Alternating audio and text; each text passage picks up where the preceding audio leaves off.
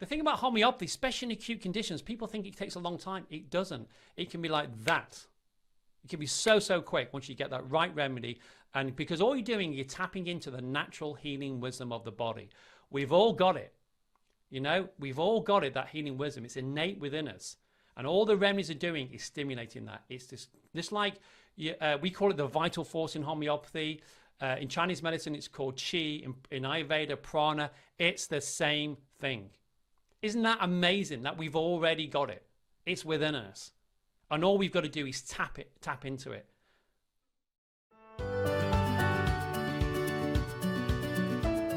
Let's get into today's subject, which is chilblains. I'm going to teach you the top 5 homeopathic remedies. There's many remedies, but these are the top 5 that I think you should know about. Okay, so let's go. So what are chilblains? Well, chilblains are small, itchy patches that can appear anywhere on your skin after you've been exposed to the cold. So you're being outside, you've got cold. Often this is when it can develop, and they usually clear up by themselves. Okay, usually clear up by themselves. And it will appear like you've been out in the cold. After a few hours, you've got warm, and often it will appear after that. And if you have chilblains, your skin can feel very, very itchy, and it can feel like it's burning as well. So it can itch, it can burn. And you mostly get them on your fingers or on your toes, but also you can get it on the face as well, which people don't realize, like your ears or your nose. You can get it, especially if you've been outside in the cold, and if it's been very cold. So your fingers and your toes can become red. They can go purpley or bluey or swollen. And the redness as well, you can get a lot of redness on the particular area where it's being affected, which can be hard to see on brown or black skin. But you'll see the swelling there, and they'll be painful and itchy. And chilblains, like I said, they normally go on their own, but sometimes they can last, 2 or 3 weeks, okay? But they should then clear up by themselves. But what causes chilblains? Often when our body is exposed to the cold, the blood vessels narrow, so they constrict. And this narrow blood vessels expand once again when we get into a warm temperature. But in some people, this change from one temperature, cold, into suddenly warm, can damage the blood vessels, the little capillaries. And it can cause it's almost like too much for the little capillaries when it suddenly gets warm, because all of a sudden they expand. And it can cause leakage in the blood, a little bit of a rupture in the capillaries into nearby tissues. So this causes inflammation and all the symptoms that you get, with chilblain. And susceptibility to chilblain increases if it's more changed from cold to warm temperature too quickly. So if you come out of the cold and it's really freezing, and you're trying to go into the fire and really get them warm quickly, this is when often you get problems. And sometimes in chilblains can run in families. It can run in families. People have a predisposition towards chilblains as well. So when to get help? So, if you've had them for a long time, normally if you've had them more than 2 or 3 weeks and they're not getting any better, then I'd seek some advice. If there's pus coming out your skin, so it's got inflamed and now it's like there's pus, like an infection, that's the time to get checked out. If your temperature is very high or feel hot and shivery, like you got chill, then I'll get it checked out. And if you keep getting reoccurring chilblains, they keep coming back, okay? And especially if you've got diabetes, because this can cause foot problems because it affects the circulation, and it can be more serious if you have diabetes. So it's worth getting checked out if that's the situation. So, as I always say, check us out on our chehomeopathy.com. This is our website. We do lots of courses in homeopathy, from the home prescriber course. Give us a big shout out in the comment section. If you've watched our home prescriber course, you can get it for free. If you go to the website, chehomeopathy.com, it's an excellent course. And if you want to subscribe to our YouTube channel, please click on the subscription on our YouTube channel under the Center for Homeopathic Education. And if you become a subscriber, you'll get notified when new videos are put up. And especially, you'll know what's going on within the community. And please do put comments in, because I personally read all the comments and go in there and I will answer them for you, because I want to help you. I want to help you use homeopathy to the best that you can, for yourself, for your family, for your community, forever. Because I just want to spread homeopathy around the world. That's the vision. So let's talk about some remedies. The top 5 homeopathic remedies. First remedy, Agaricus. Okay, this is a big remedy for chilblains, but you've got their feet out in the snow, very, very cold. But also, as I mentioned before, you can get chilblains of the face, the nose, the ears, as well as the toes and feet and the fingers of the hands. And normally you'll get redness and swelling, burning and itching. And the feet and toes with this remedy Agaricus, some of the keynotes, they can feel as if it's frozen. Okay, not just going out in the snow with bare feet, but actually inside, they have this sensation as though the feet feel frozen, the toes, ice cold, like blocks of ice. So it's like really poor sort of circulation, the feeling there. They get cold and numbness as well of the feet and tingling, and the itching can change place to place. So they start itching one hip here, could even be the fingers, and then it moves over here to another part, but often gets burning afterwards as if on fire. So when they do itch, it really burns afterwards as if it feels like it's on fire. And they have the strange sensations with Agaricus. It feels like needles of ice or hot needles are being pierced wherever the chilblains are. Again, toes, feet, hands, even the ears, wherever they feel this like being pierced by ice cold needles or red hot needles. Okay, hot needles. And the other thing as well, they have a thing what's called formication, which means like a sensation of creeping and crawling sensation in the parts affected, like ants are crawling under the skin. Okay, it's called formication, or it's like a creeping and crawling sensation. And it's worse for touch. Okay, so the chilblains are worse for touch, and they'll have an aversion to being touched. It's like, oh no, keep away, keep away. They really don't want to be touched. Also, they are worse for the cold, freezing air, and also worse for heat. You know, they can also be worse for heat as well. And they can be better for slow walking. So they're better for movement, Agaricus. It's almost like it gets the blood going, but it's good for slow moving, okay? And better when they're warm in bed. But this is a very, very, very chilly remedy, Agaricus. And it's often as well, it can be with chilblains on a left-sided. So it's quite a left-sided remedy. Again, these are all these keynotes of the remedy that you're looking into. So again, 10 people can have chilblains, and we'd all need a different remedy according to our individual characteristic symptoms. And this is a remedy for frostbite. This is a frostbite remedy. Obviously, that's something more severe, but Agaricus in the books, you'll see it a lot of clinical cases on frostbite. So that's Agaricus. Good remedy. Next remedy is Petroleum. So this is for chilblains, and if you looked at the athlete's foot video we did, we talked about Petroleum. Itching chilblains with chapped hands and feet and dryness. Okay, so the hands and the feet can get chapped, but there's dryness with this remedy, Petroleum. And the skin can look purpley, and it stings, that's stinging pains. It can be hot, red as well, and the feet will burn. So if it's chilblains on the feet, they will burn, and they'll want to stick them out of the covers at night. Now, this is like a remedy sulfur. Sulfur also has where they feel like they need to put the feet out of the covers, but Petroleum particularly in this situation with the chilblains. And the feet and the hands can be really cold, so you feel really, really cold, and then go really, really hot and itchy. So it can fluctuate from being really, really cold to being feeling really red hot and feeling very itchy. And the tips of the fingers, this is what you have a keynote for Petroleum, the tips of the fingers and between the toes can crack and bleed easily. Okay, they can crack and bleed easily, especially from itching. So they itch them and it will bleed quite easily. But they do on the fingers and the tips, they crack and can split and can bleed easily, especially from itching. And what we call a strange, rare, peculiar symptom of Petroleum is that after itching, the part can also go cold. So the itch, because normally you'd feel it would go warm and hot, but actually the part goes cold after itching, what they've been itching it. Sometimes as well can get a moist discharge from these cracks on the fingers or the toes, which is quite acrid. And the thing about this remedy Petroleum, it is worse in the winter. Any of the symptoms are actually worse in the winter or from cold weather. So this is when people will get chilblains, obviously much more in the winter, which is quite common. But any symptoms, they'll get worse in the winter. Worse for itching. Worse for warmth of the bed. It can cause itching, and worse for dampness. Okay, so it's any damp weather. They're better for dry, warm air. So as soon as the weather changes, it becomes dry, it becomes warm. It's not damp. Gets a lot better. But again, the keynotes with Petroleum is these chapped hands and feet, dryness, the splits that can happen. But like I said, the feet and hands can be really, really cold and then go really, really hot. But again, the very, very characteristic symptom is that after the itching, the part can feel cold. Okay, Next remedy, our friend Pulsatilla. So look at this little girl here. She's out in the snow enjoying herself. Now she's going into a Pulsatilla state. So the hands and the feet, the hands, fingers, feet and toes can be hot, red and inflamed. These are common symptoms for chilblains.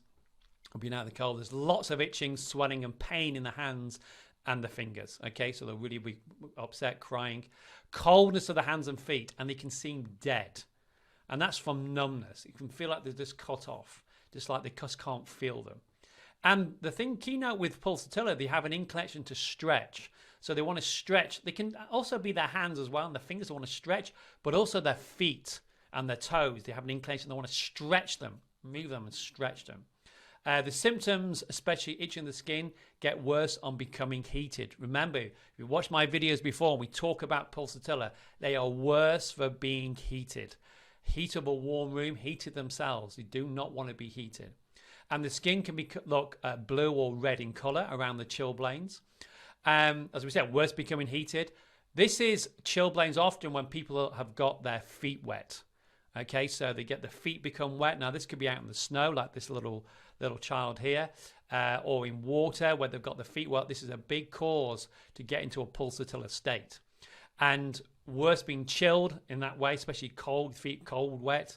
You know, when kids go out in the snow and then they're full of snow and the socks get wet and the feet get freezing cold. And they're okay when they're having fun, but then all of a sudden it starts to, the coldness suddenly starts to hit and they then become really, really cold and really upset because they want to be warm. And it's painful. It can be very painful in that cold. So worse for scratching the chilblains, worse in bed, worse evening. So this is when they can really flare up with the chilblains. Worse in the evening around twilight, which again is a keynote for Pulsatilla. Their symptoms can be worse at twilight as they go into the evening. Again, it will get you into this remedy. Better for rubbing. Pulsatilla likes things to be rubbed. They like that touch. Better for pressure and better cold application. So they may feel better with cold application rather than any warmth. This can help with the itching of the skin, and it can, just help generally for the chilblains. Better open air, and that's not their feet particularly. That's the state they feel better in open air themselves. Again, better for walking slowly, moving. But remember, often with Pulsatilla, some of the keynotes is they're very chilly, they're thirstless, and they can often be quite weepy and upset. Okay, quite forlorn.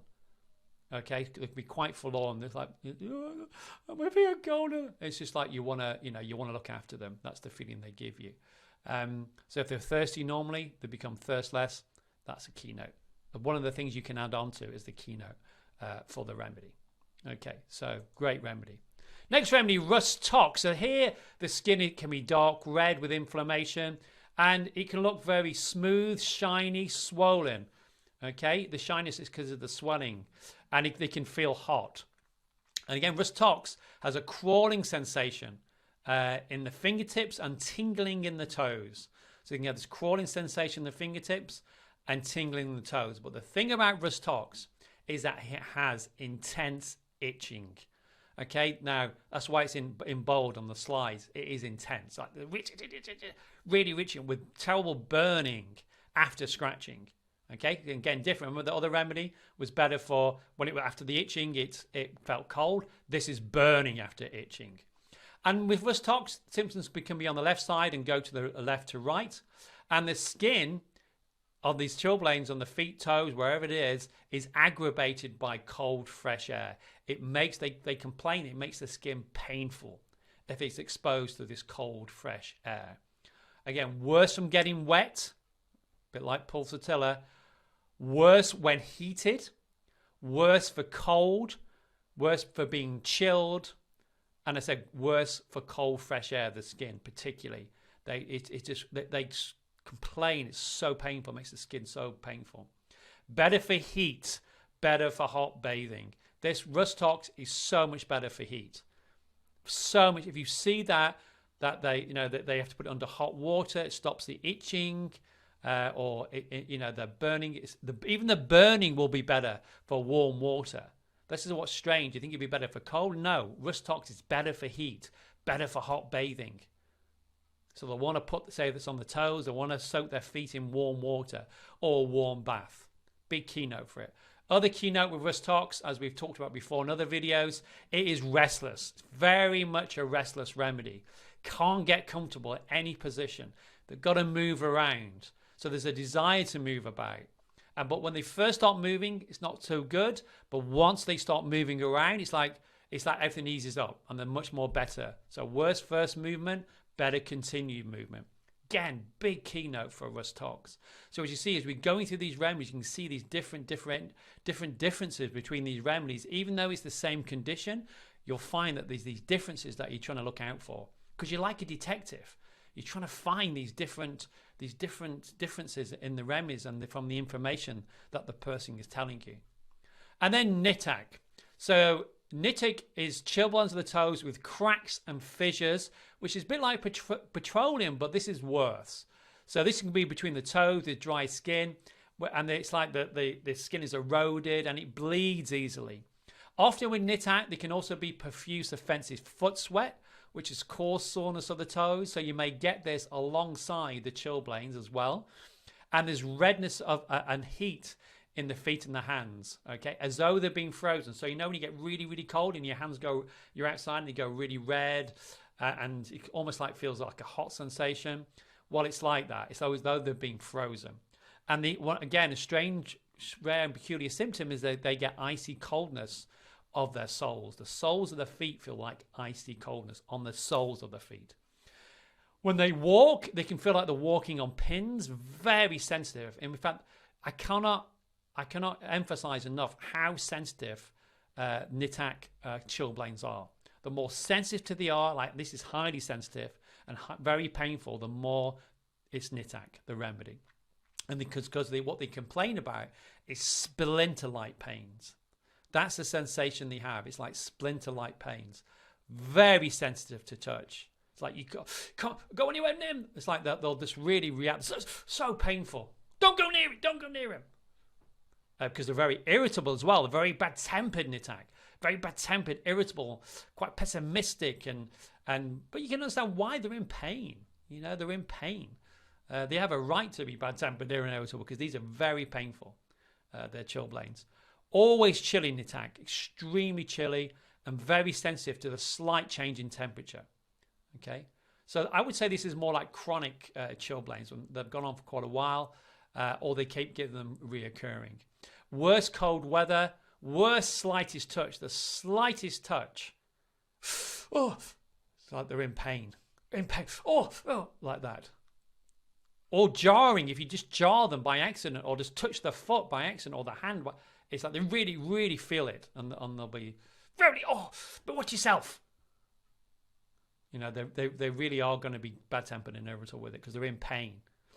Better warm application with Nitric. Much better for any sort of warmth. But again, cracks, fissures, a bit like petroleum, but this is worse.